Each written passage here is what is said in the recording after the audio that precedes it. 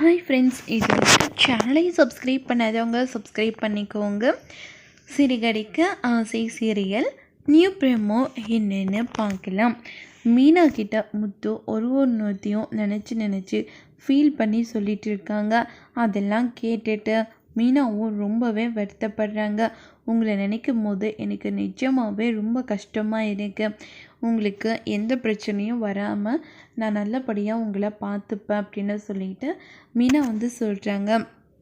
அதனால தான் எப்போவுமே நான் சொல்லுவேன், எப்போவுமே எந்த ஒரு பிரச்சனையும் வரக்கூடாது, நம்ம 2 பேரும் ஒன்றா சந்தோஷமாக இருக்கணும்னு நான் எப்போவுமே அதனால தான் ஆசைப்படுவேன் அப்படின்னு சொல்லிட்டு மீனா முத்து சொல்கிறாங்க.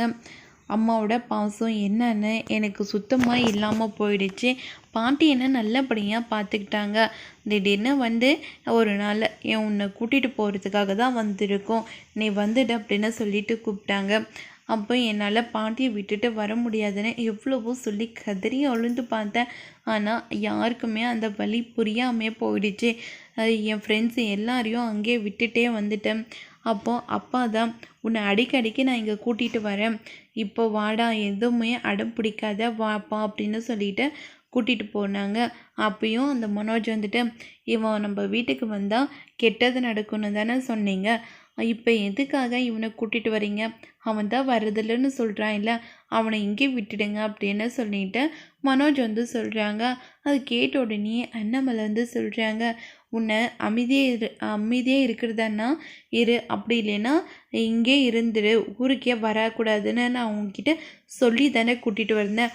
அப்படி இருக்கும்போது எதுக்காக தேவையில்லாமல் இங்கே பிரச்சனை பண்ணிகிட்டு இருக்கேன்.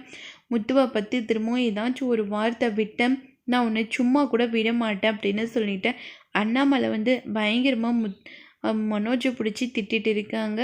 விஜயா நான் வரவே மாட்டேன்னு சொல்கிற முத்துவை கையை பிடிச்சி தரன்னு இழுத்துட்டு போகிறாங்க. அதை பார்த்த உடனே பாட்டி ரொம்பவே மனசு உடைஞ்சு போயிடுறாங்க. இதோட இந்த